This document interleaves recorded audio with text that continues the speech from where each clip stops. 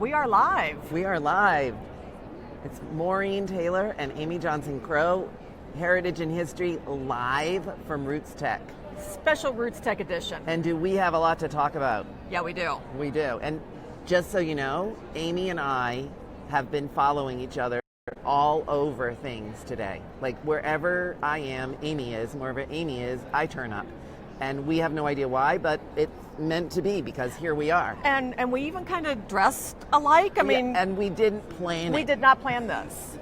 We had no idea. Yeah, so we're just that good. We're just that good. We are. So we're in my booth here at Roots Tech, and it's lunchtime, so it's a little quieter than it's been. And I don't know about you, Amy, but I've only had time to do half of the expo hall. I haven't had time to do the rest. I've made it to maybe a third. This is actually the furthest that I've made it into the expo hall. Booth 1416, is that right? Booth 1416. Yeah. And I've got great book bundles if anyone's here at the conference and needs to go home with something. That's right. Now, we started the day with Brandon Stanton, who writes Humans of New York, and if you haven't checked it out, it's a fabulous blog and Facebook. And he basically stops people on the street and interviews them and then takes a quote from what they've talked about and posts it. Yeah. And he says he's not a photographer, but the pictures are beautiful. Yeah.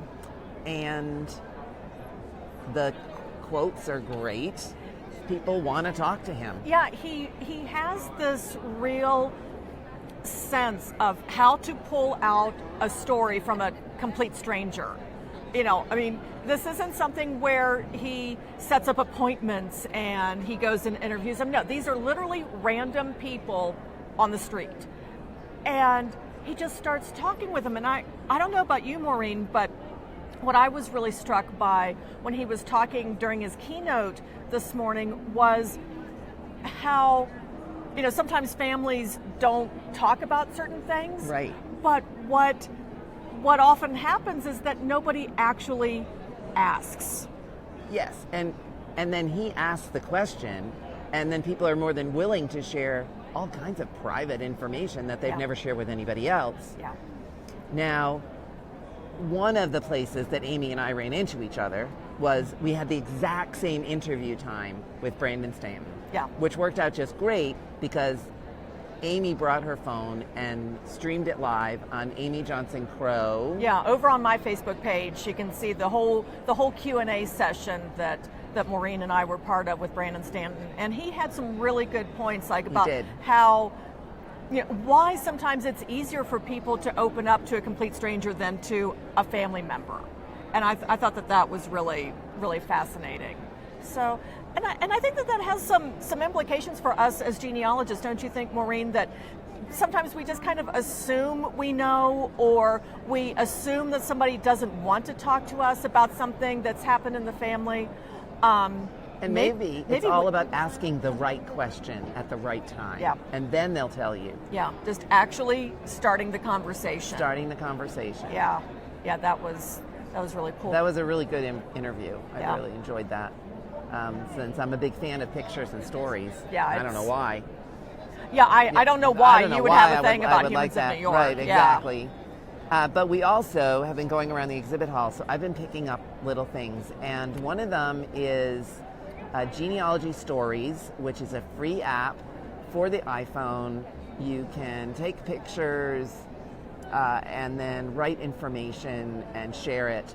There's also another company that does something similar called Imbue, I-M-B-U-E, and they're on the App Store for Apple as well. They will have a Android version next summer. And the Imbue people actually do things with artifacts, and then you can photograph the artifacts and then record the story either through video or sound. Ooh, I'm going to have to. And it's free. It's free app. Ooh, I'm going to have to check that out. That sounds cool. I haven't, like I said, I've made it to like a third of the expo hall. If you've never been to Roots Tech, I don't know how to describe this. A mile. Yeah, I mean, it might be a mile. You are definitely going to get your steps in while you're here. My Fitbit is very happy with me this week. 10,000 steps is not a problem. Yeah, you're golden. Yeah.